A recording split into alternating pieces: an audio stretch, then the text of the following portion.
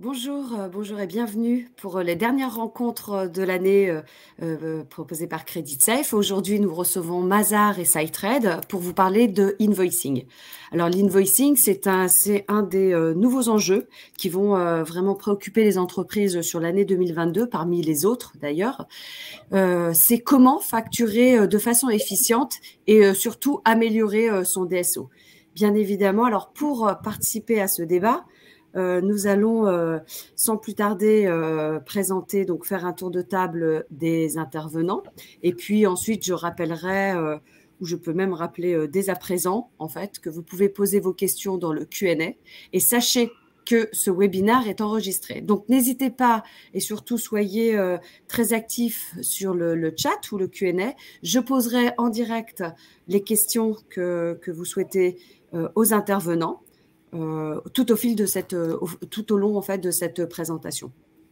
Donc, un petit tour de contexte quand même pour vous parler de l'invoicing. Donc, c'est la facture électronique qui devient obligatoire à la fois en émission et en réception. Et pour aborder ces prochaines exigences réglementaires avec sérénité, nous vous proposons justement un éclairage. Alors, pour comprendre l'impact de la nouvelle réglementation, les changements à prévoir, les bénéfices, eh bien, nous avons la joie d'accueillir David Dogimon, associé Mazars. Thomas nous présentera les derniers chiffres, le baromètre publié par CreditSafe 4 fois par an sur la situation des entreprises, avec évidemment un focus sur les indicateurs clés qui seront importants de suivre sur l'année 2022 pour justement sécuriser votre activité avec les tiers avec lesquels vous travaillez. Et puis, je vous présenterai également les différentes étapes pour une solution opérationnelle. Donc, un travail sur la data et puis également une solution éditée par SciTrade pour mettre en place justement un processus d'invoicing qui facilite la sécurisation du cash flow. Et ce sera donc Régis qui vous présentera cette partie-là. Donc, sans plus tarder, eh bien, faisons le tour de table des intervenants. Je vais commencer par toi, David. Je te laisse te présenter et nous présenter en quelques chiffres Mazars et son activité. Bonjour à tous, donc David Degimon, je suis associé au sein du groupe Mazars. Donc Mazars, c'est un groupe d'audit, expertise comptable et tout ce qui tourne autour de la finance et des enjeux financiers. On est dans plus de 90 pays, à peu près 42 000 collaborateurs autour du monde, donc pour vous servir sur les practices autour de la finance. Ah, merci David. Eh bien, Régis, je te laisse nous présenter SciTrade.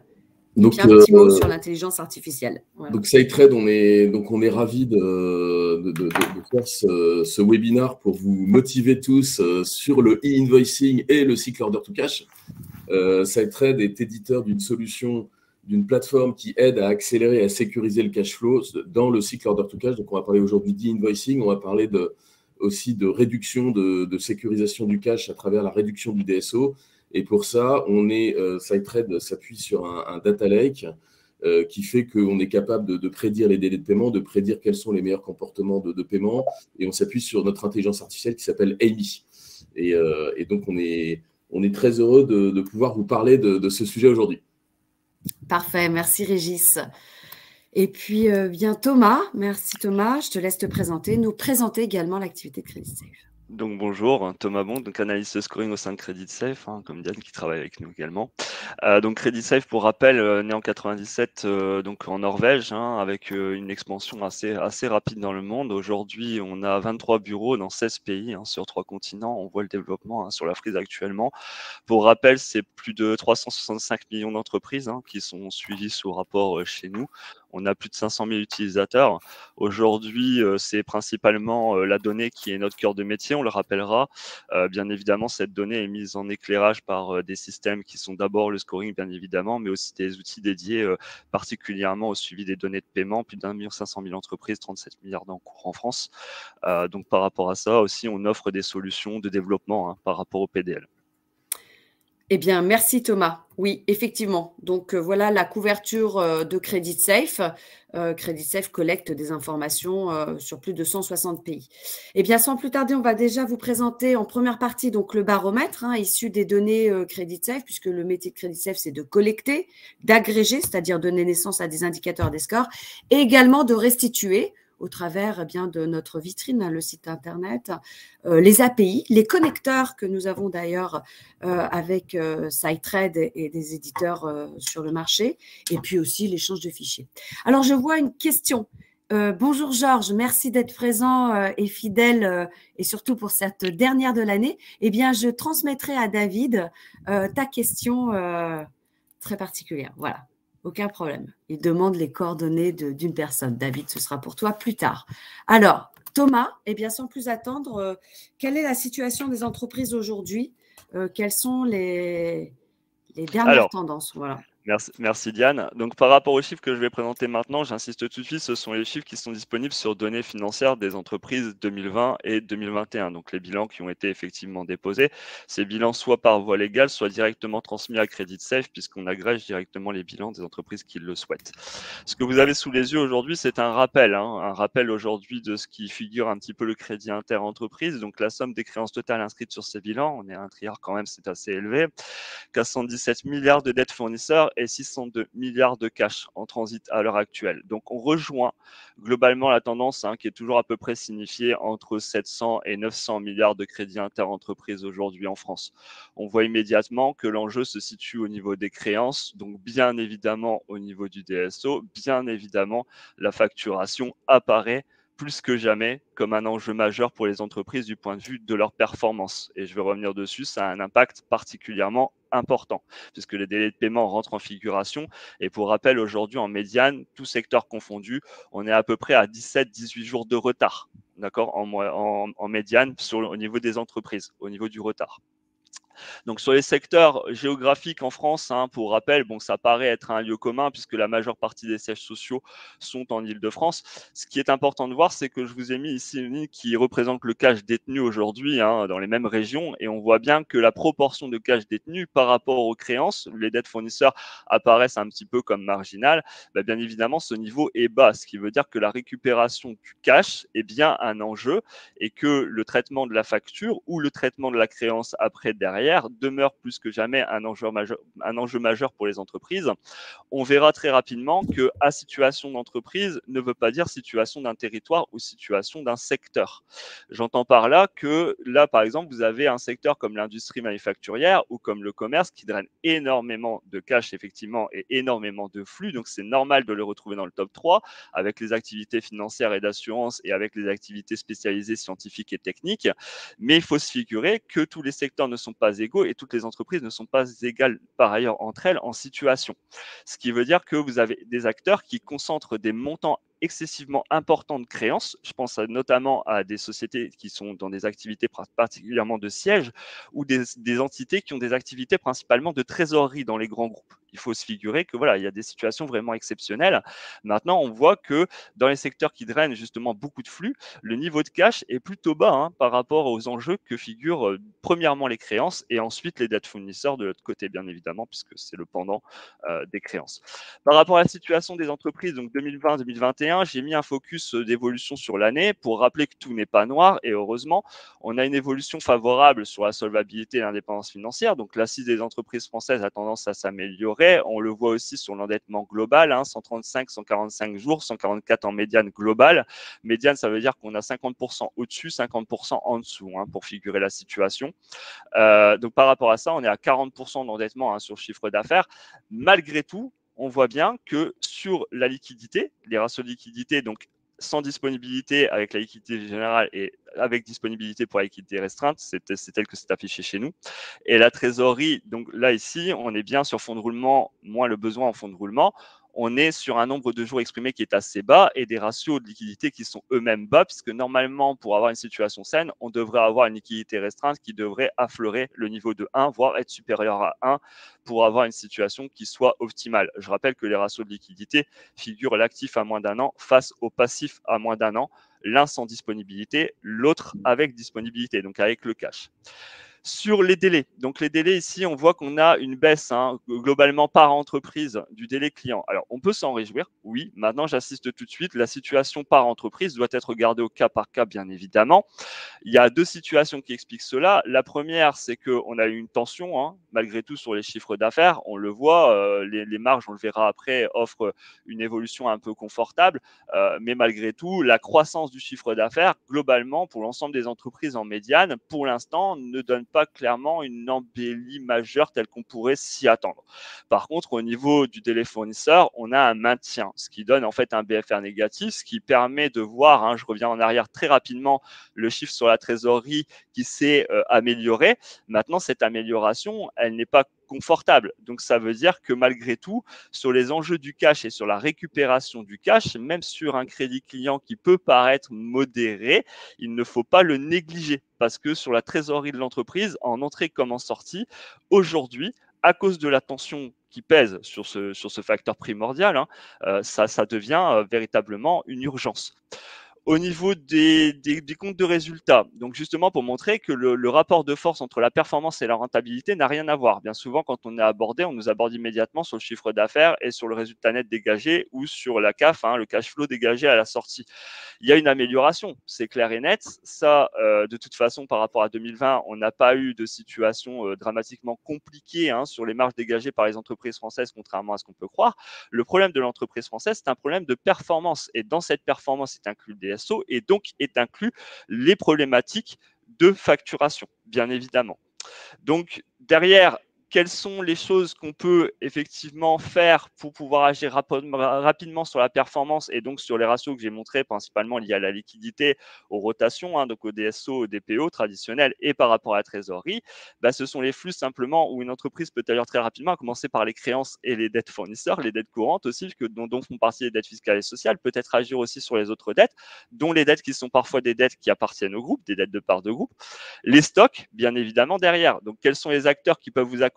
Donc, vous en avez 3 aujourd'hui et c'est merveilleux. Donc, vous avez nous-mêmes, vous avez Mazars, effectivement, auditeur, qui accompagne les entreprises de manière quotidienne et particulièrement avec des étapes clés et annuelles, donc notamment en clôture. Et vous avez effectivement SideTrade, donc SideTrade qui accompagne les entreprises sur la facturation et sur l'enjeu de la facturation, puisque bien évidemment, je l'ai dit, on a quand même 17 à 18 jours de retard. Derrière ça, vous avez des acteurs quotidiens, donc le responsable financier, le directeur administratif et financier. Vous allez avoir aussi les contrôleurs de gestion. En externe, donc vous avez les affactureurs. Les affactureurs, aujourd'hui, je rappelle qu'il y a des sommes qui ont été débloquées adossées au PGE qui sont plutôt inutilisées par les entreprises pour le dispositif. Donc, il est encore temps d'en profiter pour justement pouvoir gérer les montants de créances disponibles. Derrière ça, vous avez aussi, bien évidemment, des spécialistes qui peuvent vous accompagner, notamment sur les problématiques de supply chain et de stock, puisque ça reste quand même des lignes assez importantes, notamment dans le commerce. Et puis, en extérieur, vous allez avoir, bien évidemment, le paralégal et le légal, les tribunaux de commerce, les chambres du commerce et de l'industrie, les associations professionnelles et les ordres professionnels, experts comptables et commissaires aux comptes, qui aujourd'hui, d'ailleurs, sont main dans la main avec les chambres du commerce et de l'industrie et les tribunaux de commerce pour pouvoir accompagner les entreprises. Donc voilà ce que je pouvais vous dire et je vais passer la main donc effectivement à mes collègues Régis et David qui vont successivement vous dévoiler un petit peu les enjeux de l'invoicing pour les années à venir. David, je te passe la main. Bonjour à tous. Donc, on va regarder un petit peu ensemble le cadre réglementaire et les enjeux liés donc à l'invoicing et l'e-reporting. Donc, ça ne vous aura pas échappé. En effet, il y a une nouvelle réglementation qui est arrivée, qui a engagé les entreprises. Alors, cette réglementation, on le verra, elle est pas nouvelle. On s'y attendait. Qu'est-ce qu'elle vient faire? Elle vient réguler, elle vient indiquer aux entreprises domestiques, et donc en France, qu'elles devront bientôt, selon un calendrier qui est défini, qu'on va voir juste en dessous, travailler leurs flux en facture, et leurs factures devront être sous manière électronique. Donc, il y a une généralisation de la facture électronique. qui va être faite. Alors pourquoi je dis pas nouvelle? Tout simplement parce qu'en effet, on s'y attendait. La TVA aujourd'hui est un élément qui est européen, donc c'est pour ça que ça a pris du temps, puisque la France ne pouvait pas légiférer sur un décret qui était européen, sur une norme européenne. Donc elle a légiféré pour la France. C'est pour ça qu'aujourd'hui on est sur un périmètre géographique qui est bien France domestique et sur un type de transaction qui est sur les transactions entre entreprises. 4 objectifs ont été fixés par la réforme, les objectifs pour l'État. Alors, le premier, qui est en fait le deuxième sur la slide, mais qui pour moi est l'objectif prioritaire, c'est autour de la TVA, puisque, comme je vous l'ai dit, le sujet est bien autour de la TVA. Les entreprises, quand elles font leur flux, déclarent la TVA d'un côté comme de l'autre, collectée ou déductible. Et aujourd'hui, les États européens se sont aperçus qu'il y avait des manques à gagner, ou en tout cas qu'il n'y avait pas une réciprocité entre la TVA déductible et la TVA collectée. Donc l'enjeu est bien de maîtriser les flux pour pouvoir s'assurer qu'il y a une réciprocité et donc pour pouvoir permettre à l'État de s'assurer qu'il y aura bien l'encaissement de sa TVA en temps et en heure. Donc voilà, donc le premier objectif est autour de la TVA. On va voir aussi qu'on est aussi sur des objectifs qui se suivent autour aussi de la TVA, puisqu'on a une simplification de la vie et des entreprises et un renforcement de leur compétitivité. Simplification de la vie avec la participation sur l'allègement de la charge administrative, puisque quand les flux de TVA seront gérés, évidemment, il sera plus facile de faire de la TVA, de faire ces déclarations de TVA de faire ces déclarations de TVA de manière électronique. Et donc, il y aura des autodéclarations qui se feront. Donc, ça va arriver. Une diminution des délais de paiement, parce que évidemment, là aussi, les flux seront centralisés et donc, ce sera plus facile pour les entreprises de suivre les flux, de suivre les factures et de suivre leurs paiements. Et une gain de productivité grâce à la dématérialisation. On le sait, aujourd'hui, la dématérialisation est un enjeu des entreprises. Faire de manière électronique revient moins cher que faire de manière manuelle, revient moins cher par le coût de production, mais aussi sur les risques qui sont encombrés. La partie 3, tout ce qui est détection de la fraude. Donc, encore une fois, là, l'État cherche à s'assurer sur la TVA qu'elle encaisse bien les éléments. Et le dernier point, qui est une volonté de l'État d'avoir une visibilité sur le tissu économique de l'entreprise en temps réel pour savoir, par exemple, on l'a vécu depuis 2 ans, la pandémie, pour savoir où agir, comment bien agir pour aider les entreprises et pour aider le tissu local. Donc voilà, donc ces 4 objectifs qui ont été fixés par la réforme, on les retrouve dans le rapport qui avait été rendu par les différents groupes de travail sur l'administration pour donc justement aider l'administration à arbitrer sur ses choix et comment elle allait faire. Le calendrier, un calendrier qui va être progressif pour les entreprises qui travaillent déjà avec les établissements publics. Elles ont déjà connu ce calendrier progressif avec l'application de Chorus. Donc là, on est sur le même trait. Un petit changement puisque normalement, le calendrier devait commencer en 2023. On attendait ça pour le 1er janvier 2023. Donc les grandes entreprises devaient être en capacité d'émettre leurs factures sous format électronique à partir du 1er janvier 2023. En septembre, il y a eu une marche arrière, ou en tout cas un délai supplémentaire qui a été accordé, puisqu'aujourd'hui, ça sera au 1er juillet 2024 que les grandes entreprises auront cette obligation d'émettre les factures sous format électronique. Et puis après, on reprend le calendrier, donc 1er janvier 2025 pour les entreprises de taille intermédiaire et 1er janvier 2026 pour les TPE et PME. Attention, on l'a mis juste en dessous, donc sur la flèche. L'obligation d'émission, elle est bien pour les grandes entreprises au 1er juillet 2024, mais toutes les entreprises seront dans l'obligation d'accepter la facture électronique. Et donc, ça, c'est bien un point qu'il faut bien avoir en tête. Quand on est une ETI ou une TPE-PME, on peut se dire, bon, ça va, j'ai jusqu'en 2025. Non, sur l'obligation de réception, vous êtes bien dès le 1er juillet 2024. On comprend bien que les grandes entreprises ayant l'obligation d'émettre, elles ne peuvent pas se voir refuser d'une petite entreprise, d'une TPE ou d'une ETI, le fait de recevoir cette facture sous format électronique. Et donc, on aura bien cette obligation qui sera sur l'ensemble des entreprises. Donc, voilà ce qu'on pouvait voir sur ce changement, qui était donc un changement que l'on a programmé. Un petit point sur le schéma Y qui a été retenu, donc sans faire, puisqu'il y avait 2 schémas qui étaient proposés dans le rapport, un schéma en format V et un schéma en format Y. Donc je ne vais pas m'étaler sur le schéma V, mais je vais tout de suite attaquer sur le Y et vous inviter à regarder la slide. Donc comme vous pouvez le voir, même s'il est un peu complexe, on va essayer de le caricaturiser le plus possible et surtout faire ressortir les points importants. Vous avez un fournisseur A, un fournisseur C, un acheteur B, un acheteur D, et vous avez en fait au milieu les échanges de flux qui vont se produire entre les entreprises.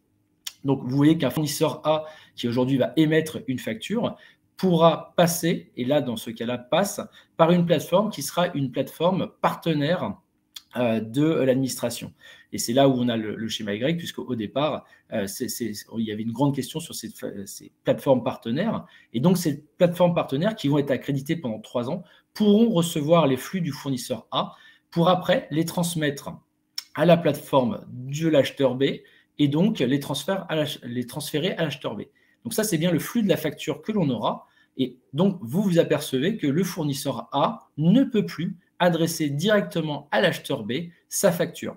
Il sera donc obligé de passer par une plateforme accréditée, comme je l'ai pu le dire. Cette plateforme, après, qui sera donc accréditée, transférera les données vers le portail public de facturation, qui lui-même transférera les données vers l'administration fiscale. Si on prend le schéma avec le fournisseur C et l'acheteur D, c'est à peu près la même chose, sauf que là, le fournisseur C a fait le choix de passer directement par le portail public de facturation, puisque ce sera un choix qui pourra être fait, et donc transférera lui sa facture via le portail public de facturation, et l'acheteur D ira chercher sa facture sur le portail public de facturation. Le portail public de facturation adressera les éléments à l'administration fiscale. Voilà. Donc dans le schéma, qu'est-ce qu'il faut retenir? Il faut retenir 2 choses qui, à mon sens, sont importantes.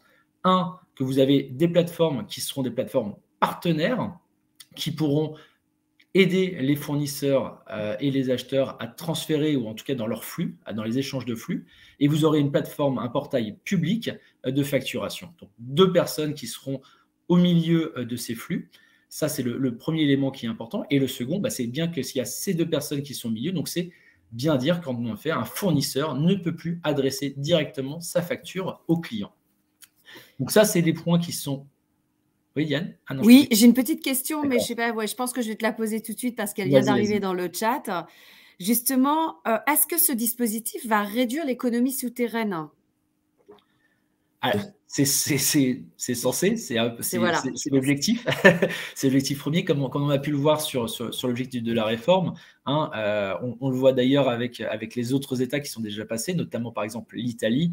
On voit bien, alors on ne va pas parler d'économie souterraine, mais on voit bien que l'objectif pour les États était bien d'éviter, j'aime pas parler de fraude, j'aime pas ces mots, c'est pas beau, donc plutôt les impairs des entreprises qui auraient pu oublier de faire leur déclaration de TVA en temps et en heure. Donc on est bien là dans une volonté de mettre la main sur l'ensemble des flux. Alors évidemment, comme vous avez pu le voir sur la première slide, on est sur la partie domestique, la France domestique, mais on pourrait le voir, j'aurais pu mettre une carte avec l'ensemble des pays et on voit que cette volonté de digitalisation et de mise en main de l'État sur les flux, elle n'est pas juste pour la France, elle est pour les autres États aussi. Et donc, on estime que, évidemment, ça va se généraliser à l'ensemble des États et qu'à un moment donné, les États vont aussi correspondre entre eux. Et donc, on va bien être sur une généralisation plus globale. Encore une fois, ce qu'il faut retenir sur le temps, c'est que la TVA, c'est européen. Et donc, évidemment, il faut que tous les États européens se mettent d'accord pour que ça soit globalisé. C'est pour ça qu'un certain nombre d'États, l'Italie, la France, l'Allemagne, ont souhaité aller plus vite, au moins sur leur sol, et donc ont commencé à faire ces éléments, mais ça va se généraliser, ça va se populariser, et à mon sens, on aura très rapidement cette réforme qui s'appliquera à l'ensemble des pays européens, et après, je pense que ça va être même poussé. Donc oui, la réponse pour moi est oui, on va bien avoir une meilleure visibilité de l'ensemble des flux, puisque, comme on vient de le dire, les fournisseurs ne pourront plus adresser à leurs clients la facture et donc ne pourront plus faire ce traitement. Ce sera forcément un service payant, pas gratuit, j'imagine, cette plateforme. Alors, sur la partie portail public de facturation, normalement, ça sera gratuit. Hein.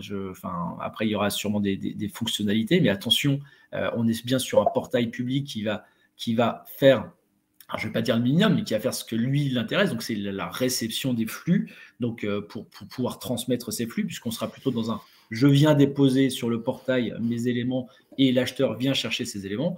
Sur la partie des plateformes de monétarisation partenaires, oui, ça sera évidemment, et c'est déjà, puisqu'elles existent déjà, ces plateformes, hein, ça sera un service qui s'appelle payant, mais attention, il y aura une valeur ajoutée sur ce service, donc ce n'est pas juste le fait de maîtriser les flux, et je pense que Régis ira plus loin dans cette démonstration, mais on sera bien sur des services qui seront complémentaires et qui seront apportés aux entreprises de manière complémentaire sur les échanges.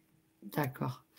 Je voulais juste ajouter un petit point, il y aura bien un annuaire des entreprises dans le portail public et une PME qui n'a pas les moyens d'investir dans une plateforme partenaire de livraison de factures ira directement chercher ses factures sur le portail de l'État. C'est un peu ça, David. C'est tout à fait ça, oui. En fait, le portail public de facturation va venir porter la base des flux, donc l'annuaire entre entreprises. Donc, quand vous êtes une entreprise, vous viendrez vous déclarer sur ce portail et donc vous aurez donc l'adresse. Et après, c'est ces adresses-là qui seront partagées avec les différentes plateformes. Mais une petite entreprise pourra toujours déposer et demander à ses clients d'aller chercher sur le portail les factures sans que ce service soit payant. Après, encore une fois, d'ici, des groupes de travail continuent à travailler, continuent à réfléchir justement sur les différentes modalités. On est bien dans cette volonté de simplification des éléments et c'est d'ailleurs pour ça que ce travail se fait dans les groupes de travail. Vous avez aussi bien l'administration que évidemment les acteurs et les plateformes publiques qui sont pressenties pour être accréditées, qu'aussi les experts comptables ou aussi les entreprises. Merci David.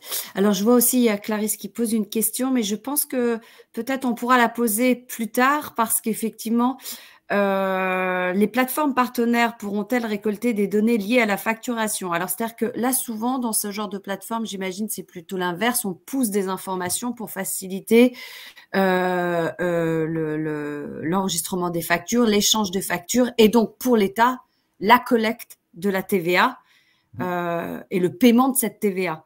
Alors, la question, c'était est-ce que du coup, ces plateformes vont collecter des informations et est-ce qu'elles seront potentiellement commercialisables sur le marché? Voilà.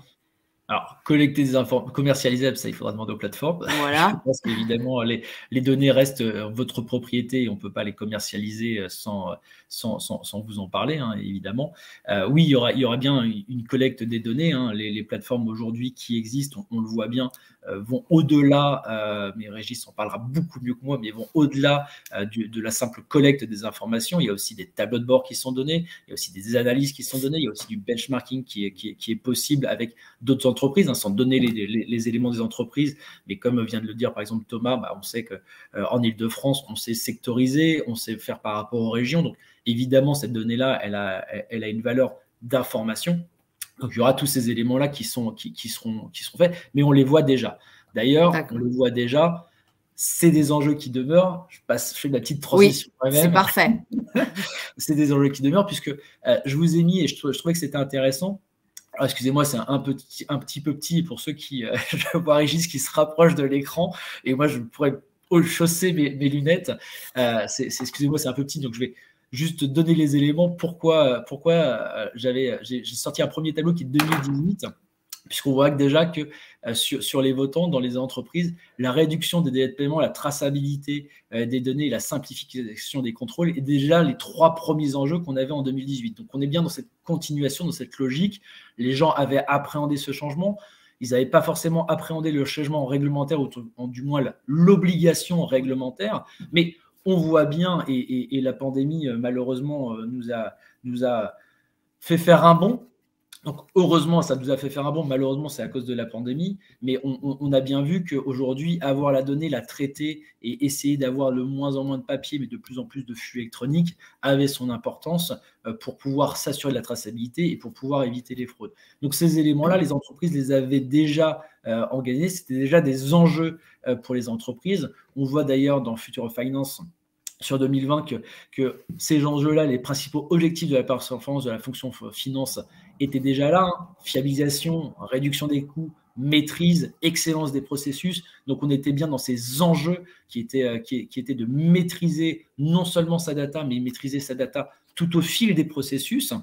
Et aujourd'hui, j'ai mis un pictogramme qui moi, me paraissait intéressant, et notamment pour le sujet, sur 85% des sociétés ne sont pas complètement satisfaites de leur solution O2C. Ça veut dire qu'aujourd'hui, dans la partie facturation, dans la suivi, dans tous ces éléments-là, elles ont dotées, les entreprises sont dotées des outils, ont les process, mais elles n'ont pas encore amélioré l'efficacité du traitement et ont pu travailler sur l'accroissement de la productivité. Donc, ça reste bien des enjeux autour de cette facturation, de bien maîtriser le flux, de bien s'assurer qu'on est en capacité, avec les outils, on est en capacité de transférer les données et de donner le faire, mais aussi derrière d'y avoir un contrôle, d'avoir un arbitrage et de pouvoir porter les actions qui sont nécessaires.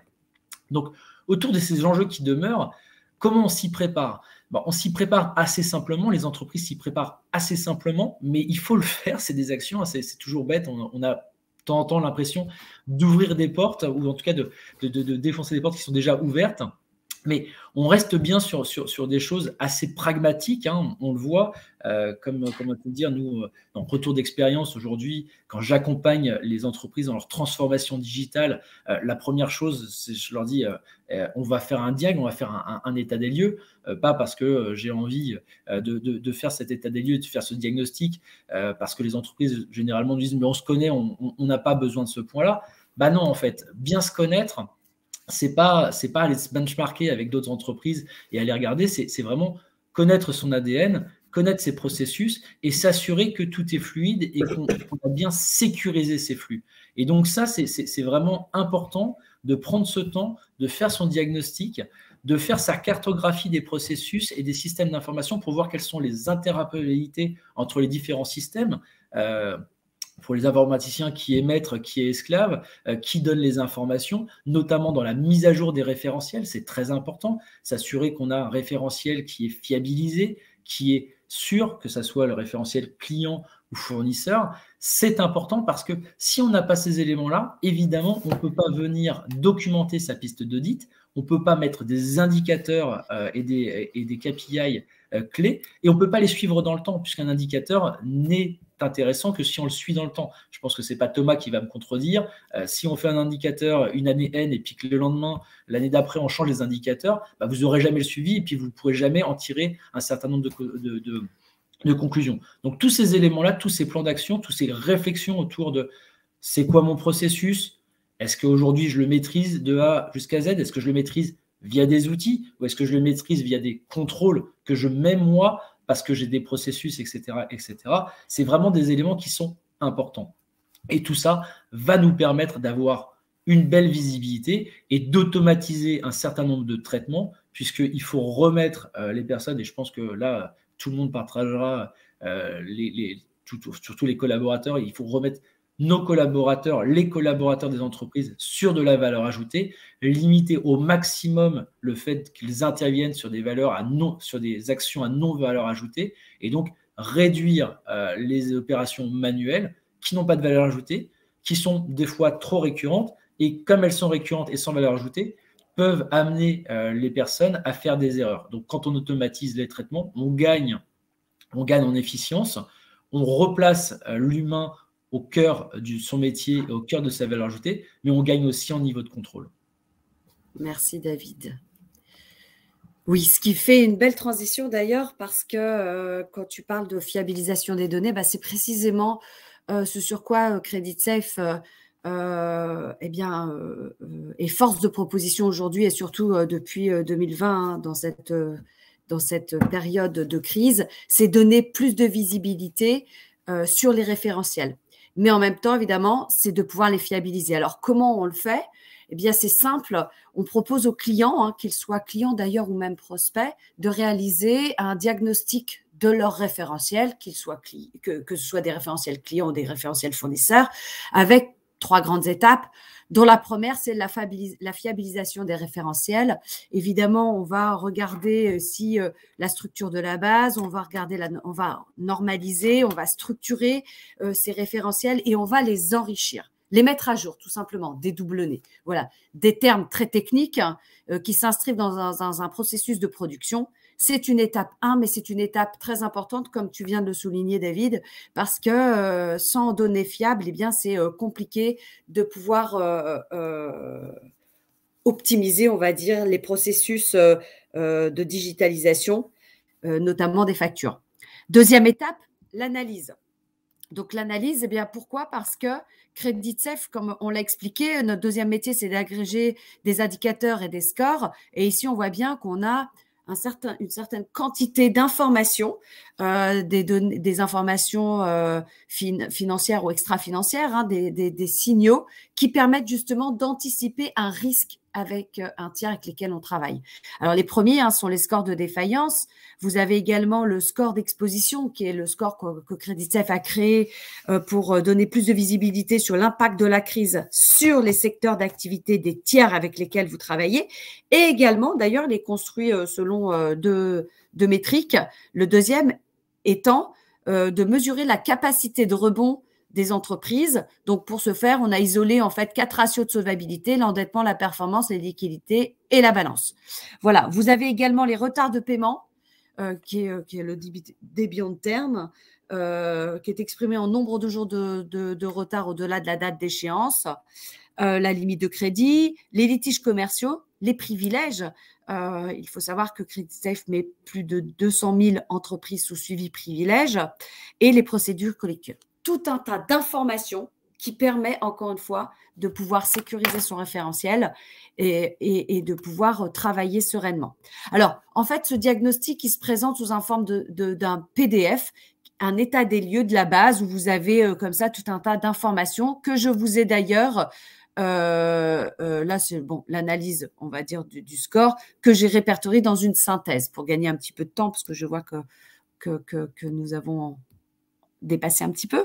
Donc, vous voyez, c'est pour vous donner une vue globale à l'instant T de votre référentiel client ou fournisseur, avec des informations clés comme le comportement de paiement, comme le risque de défaillance, comme effectivement les entreprises avec des capitaux propres négatifs, comme les limites de crédit à zéro, combien d'entreprises sont présentes dans vos référentiels, et le nombre d'expériences de paiement que nous disposons pour les entreprises de votre base de données. Donc, cette étape est très importante. Pourquoi? Parce que, surtout, si l'on passe sur le troisième besoin des entreprises, qui est de disposer d'une technologie, on rappelle souvent que les entreprises ont 3 grands besoins pour couvrir l'intégralité des différents enjeux. C'est d'être accompagné, comme un acteur comme Mazars, de disposer de données, ce sont les données collectées par CreditSafe, et également d'une technologie pour pouvoir exploiter ces données, pour pouvoir effectivement digitaliser des processus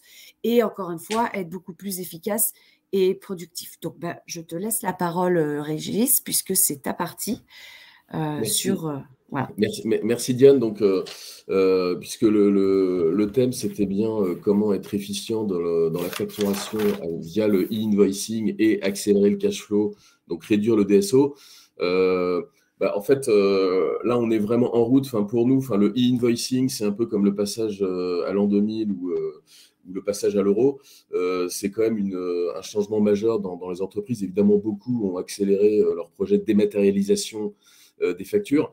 Ce que propose SiteTrade, donc SiteTrade, c'est donc éditeur de logiciels B2B qui reçoit des flux de factures donc pour nos clients qui sont des clients tels que Veolia, Vinci, Edenred, Sodexo, donc qui ont des flux de factures, y compris par exemple des entreprises comme Page ou Manpower, et qui reçoivent des masses de flux de factures. Nous, on va récupérer les informations clients, les factures, et là, on va proposer cette solution de e-invoicing qui est l'entreprise Amalto qu'on a racheté au mois d'avril et qui permet de distribuer toutes les factures au bon format sur les portails et sur la plateforme Chorus Pro, la plateforme de l'État. Et donc, on va faire cette diffusion en Y, on le fait déjà, donc on est en route pour obtenir la certification. Mais donc, c'est de distribuer cette facture. Et ce qui change énormément dans ce flux de factures. Donc là, vous voyez, vous avez, pour ceux que ça intéresse, il y a tout le cycle order to cash qui est décrit dans cette slide. C'est réception du bon de commande, donc, et c'est émission d'une facture. Donc il y aura l'outil de création de la facture. Ensuite, on va émettre cette facture. Elle va arriver sur le portail du client et sur le portail Chorus, le portail de l'État.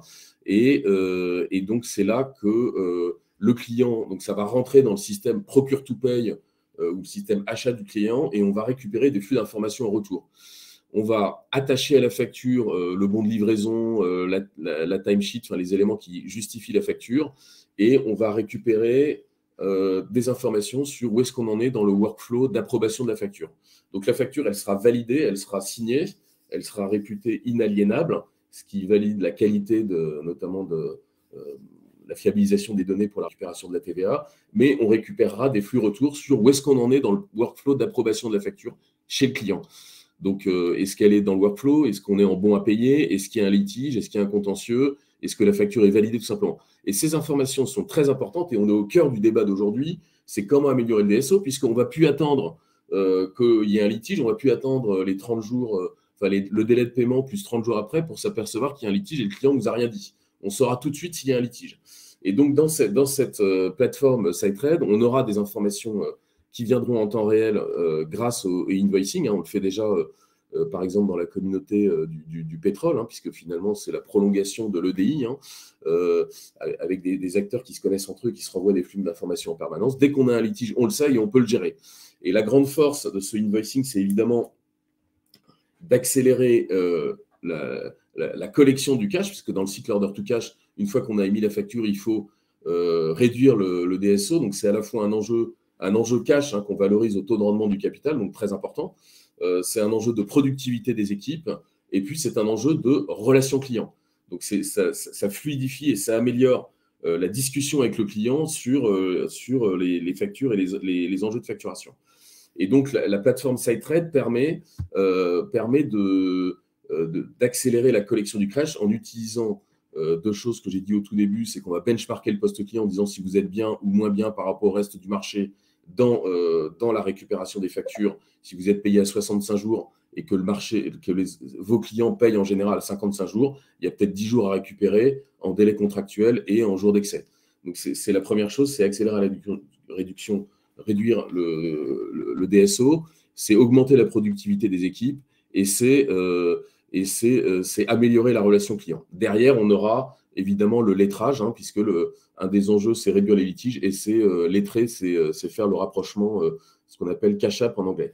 Alors, tout ça pour dire que la grosse valeur ajoutée de SiteTrade, c'est bien de vous aider à préparer cette digitalisation la mise en place de l'invoicing, c'est gérer les flux retours, c'est avoir une vision d'ensemble et d'améliorer le DSO qui est le thème aujourd'hui. Donc, on n'aura plus d'erreurs sur les factures et on aura une plus grande efficacité du recouvrement. Ce qui est important, c'est qu'on utilise, alors chez SiteTrade, de l'intelligence artificielle. On est un des seuls acteurs avec un tel data lake pour utiliser l'intelligence artificielle et pour ce qu'on fait, c'est qu'on va segmenter les clients dans la plateforme. On va appliquer des workflows de relance adaptés à chaque segment de client. Là, vous avez un petit picto avec notre intelligence artificielle qui s'appelle Amy et qui va proposer, et on a des résultats tangibles chez des clients qui existent et qui témoignent, pour réduire le DSO et accélérer en fonction de la segmentation. C'est une segmentation dynamique en fonction de son comportement de paiement. On va analyser le comportement du paiement de client et on va proposer la meilleure action de relance avec le meilleur média pour obtenir le paiement de la facture. Donc, on est très en pointe là-dessus. On est leader mondial sur ce sujet du cash collection en s'appuyant sur le machine learning et l'intelligence artificielle, puisqu'on a 2,4 milliards de flux qui transitent par la plateforme avec 485 millions de factures dans les 3 dernières années. Donc, c'est toute cette expertise qu'on met à disposition de nos clients et du coup, ça donne des résultats de réduction du DSO, parce qu'on augmente grâce à l'intelligence artificielle qui va proposer un agenda de recouvrement à l'agent de relance. On est au cœur du débat et des préoccupations des directions financières. On augmente de 53% l'efficacité du recouvrement grâce à l'intelligence artificielle. Et du coup, c'est-à-dire qu'on a un lettrage total ou partiel de la facture dans les 5 jours. Voilà, donc les gains sont extrêmement importants. Et ce qui va vraiment changer, c'est aussi c'est la mobilisation des équipes. Donc, notre solution permet de fixer des objectifs aux agents de recouvrement, permet de faire du reporting, d'analyser le risque, parce que notre module risque récupère des informations dont de notre partenaire CreditSafe sur les limites de crédit, et puis de collaborer dans l'entreprise. Je rappelle que le invoicing ne va pas changer la nécessité de collaborer sur la gestion des litiges et la gestion des règlements des factures. Voilà, j'en ai terminé. J'espère que ça vous donne quelques idées sur le fait d'analyser votre poste client. Nous, on est à votre disposition sur le benchmark du poste client aussi avec nos partenaires pour se décider à se lancer un projet s'il y a une douleur sur le cash. Et je te repasse la parole, Diane. Ah. On ne t'entend pas. Ouais. Flûte, excusez-moi, j'ai oublié de rallumer le micro. Donc, je disais quelques questions sur le chat et vous avez été actifs aujourd'hui et je vous en remercie. Donc, comment faire si l'acheteur ne récupère pas sa facture sur le portail? Donc, peut-être Régis ou David qui veut répondre. Donc, je pense que c'était plutôt sur le portail public parce que... Enfin, voilà. Est-ce que quelqu'un veut répondre à cette... J'imagine qu'il y a un processus de rappel, il y a peut-être des choses quand même, des fonctionnalités qui permettent justement de pouvoir relancer. Si... Là, typiquement, l'acheteur, si c'est une PME, elle devra se connecter au portail pour récupérer sa facture si elle n'a pas de solution de plateforme qui va lui livrer en push les factures. Ouais. Ça sera une obligation. Les plateformes partenaires seront connectées, puisque l'objectif d'avoir une plateforme partenaire, c'est bien d'être connecté directement avec l'ERP et donc de recevoir l'information. Donc, évidemment, il y avait la question tout à l'heure de payant ou pas payant. Oui, vous avez des services supplémentaires en passant sur la partie partenaire. Après, évidemment aussi, on imagine que même avec Chorus, vous aurez des informations, en tout cas comme le Chorus aura l'ensemble des informations via son annuaire sur les entreprises, elle pourra pousser l'information comme quoi une facture est arrivée ou indiquer ces éléments. Vous, à partir du moment où vous l'avez déposé, c'est bien la date de dépôt qui fera foi et la date d'acceptation de la facture. Après, charge à l'entreprise cliente d'aller chercher sa facture et surtout de la payer en temps et en heure.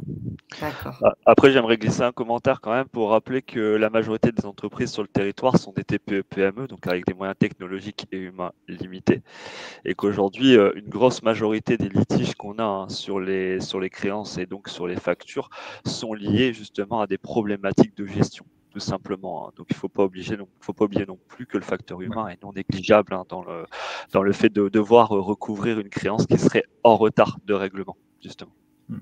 Mais c'est là où on voit toute la nécessité de prendre dès maintenant le process en main, puisqu'il y a des outils, même si en effet, fut un temps, moi, quand j'ai commencé la dématérialisation et la digitalisation des flux transactionnels il y a une quinzaine d'années, mettre un projet en place, c'était très cher. Aujourd'hui, mettre un projet en place, même pour une petite entreprise, ça peut être même simplifié, même voire plus facile, parce qu'elle a moins son processus est plus simple, du moins en tout cas son processus de validation est plus simple. Mais il faut prendre dès maintenant la mesure de ce qui va se passer, puisque là, on est bien en train de parler, on l'a bien vu sur le graphique, d'une coupure entre le fournisseur et le client. Il y aura bien un tiers au milieu et ce tiers-là, il doit être appréhendé. Et aujourd'hui, on le sait, on l'a vu, on l'a répété, on le voit dans les chiffres.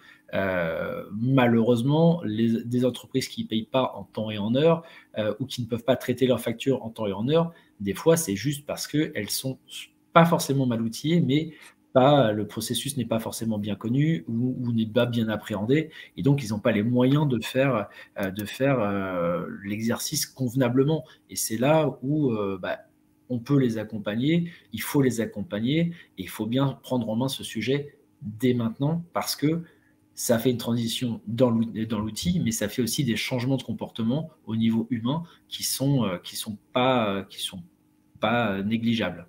Oui. Tu as, je pense, en partie répondu à une question qui est aussi dans le chat. Pouvez-vous préciser la différence entre les opérateurs de démat et ces fameuses plateformes, est-ce qu'un seul et même partenaire pourrait prendre en charge l'intégralité, on va dire, du processus? Mais je pense qu'effectivement, là, je pense que tu as répondu en quelques mots, mais si tu veux rajouter quelque chose, David. Non, je pense que des opérateurs de dématérialisation, c'est vraiment les personnes qui vont capter le flux, mais qui ne vont pas derrière le traiter et jouer l'interopérabilité entre les différentes plateformes, et notamment avec l'administration et la plateforme portail. Et évidemment, vous avez aujourd'hui des acteurs qui sont aussi bien, comme on peut dire, opérateurs de démat, mais qui proposent des services complémentaires de bout en bout jusqu'au bout de la chaîne pour justement traiter la facture. Voilà. Alors, on risque d'avoir des acquisitions dans les années futures aussi sur les opérateurs. Faut pas le négliger. Oui. Alors, il n'y a plus de questions sur le chat. Alors, par contre, un témoignage très intéressant de la part de Laurence, je vous remercie Laurence, qui écrit « C'est un outil puissant et interactif avec les clients » et il constate chez Edenred des performances de cash augmentées. Voilà, pour leur structure. C'est Laurence de Edenred. Merci Laurence. Un de nos clients de SiteTrade, on est ravis. Exactement. Et c'est également un client de CreditSafe. Je vous remercie Laurence pour ce témoignage. Voilà, il n'y a pas d'autres questions. Est-ce que vous avez d'autres questions? N'hésitez pas sur le chat. Sinon, on pourra tout à fait peut-être s'arrêter là. Est-ce que vous avez des choses à rajouter, Thomas, David et Régis? Juste un point pour signaler aussi, je ne l'ai pas dit dans la présentation, mais rappeler que les problématiques de règlement, de facturation peuvent entraîner des défaillances non négligeables. À partir du moment où une entreprise a une concentration de certains clients et que pour une raison X ou Y particulièrement attachée à la trésorerie, un client important fait défaut, bien évidemment, derrière, ça peut avoir des conséquences qui peuvent forcer une entreprise à se mettre sous la protection du tribunal de commerce. Je tiens à rappeler à ce sujet que les procédures de sauvegarde et de redressement, à 75% du temps, se terminent bien. Donc, par rapport à ça, non négligeable, mais ça entraîne parfois un défaut de paiement ou sans défaut de paiement, la nécessité de se mettre sous protection. Donc, un point non négligeable. Il faut bien le retenir. Merci Thomas. David, peut-être, Régis ? Je pense qu'il est important de voir qu'au-delà de l'aspect réglementaire, il y a l'aspect tout simplement pragmatique et la pérennité de l'entreprise. Comme vient de le dire Thomas, la liquidité est un enjeu important.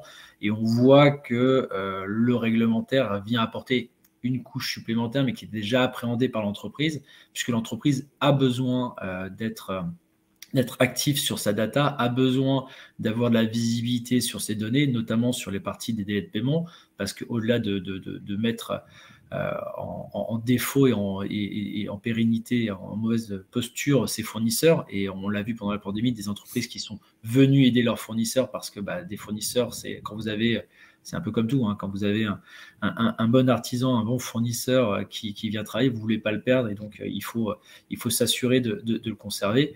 Au-delà de conserver son tissu économique et l'environnement économique, il y a aussi les pénalités et les amendes quand vous réglez par défaut. C'est facile, vous allez sur le site, aujourd'hui c'est Name and Chain, donc elles sont visibles et elles peuvent être importantes pour certaines structures.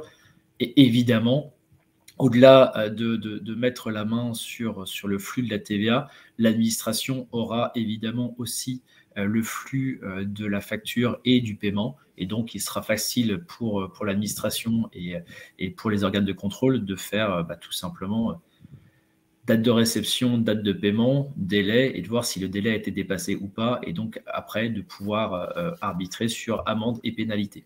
Donc, voilà. Donc, derrière, il y a aussi d'autres enjeux. Merci David. Juste avant de donner peut-être un dernier mot pour Régis, j'ai une question qui vient d'arriver d'Élodie.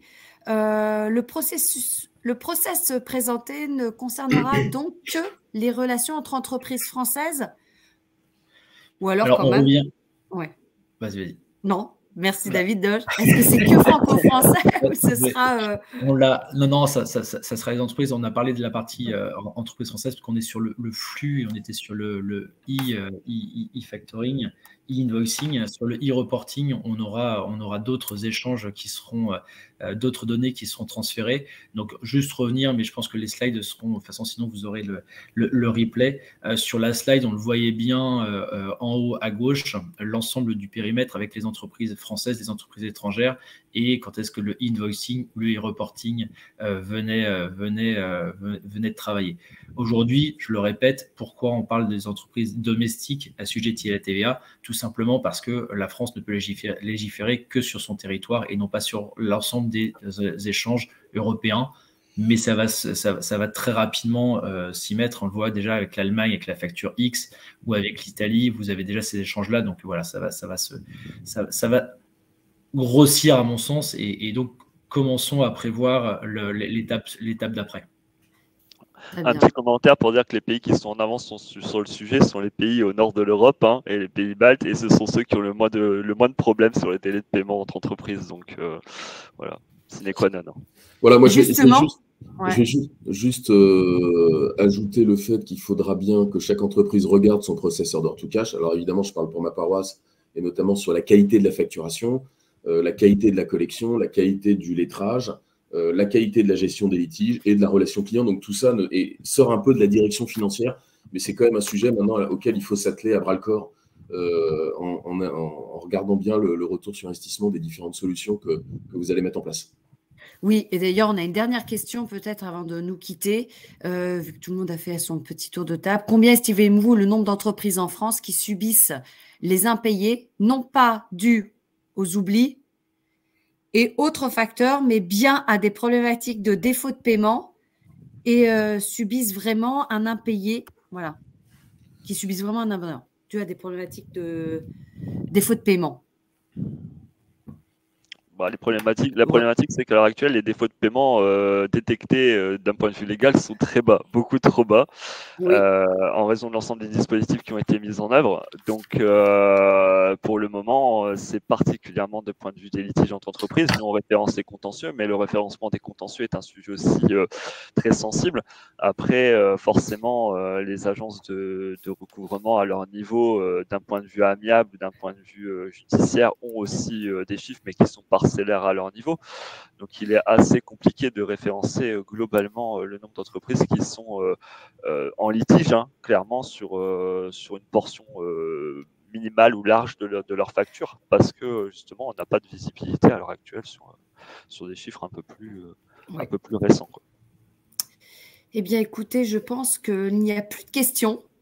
Nous avons donc donné chacun le mot de la fin. Moi, j'étais ravie d'animer pour CreditSafe tout au long de l'année 2020 et 2021 les différentes rencontres. Et c'était la dernière pour cette année, mais on ne manquera pas de vous informer sur le programme de 2022. Et effectivement, la dernière question sera sans doute un point qui sera traité dès le premier trimestre, parce que dès le premier trimestre de chaque année, CreditSafe fait un point sur la situation. On regarde effectivement les défaillances, on regarde les contentieux, les privilèges. Voilà. Donc, on aura le plaisir de retrouver Thomas pour nous faire un petit état des lieux sur toute l'année 2021 et puis les tendances 2022. Et puis, évidemment, on aura le plaisir de retrouver aussi tous nos partenaires, dont SideTrade et Mazars, que je remercie encore aujourd'hui pour cette participation et qui nous suivent et nous accompagnent tout au long de l'année. Merci et excellente journée. Bonne fête à tous. Voilà. Je n'ai plus qu'à vous souhaiter de belles fêtes de fin d'année et on se retrouve en 2022. Bonne fête. À bientôt. Au revoir. Merci à tous. Au revoir.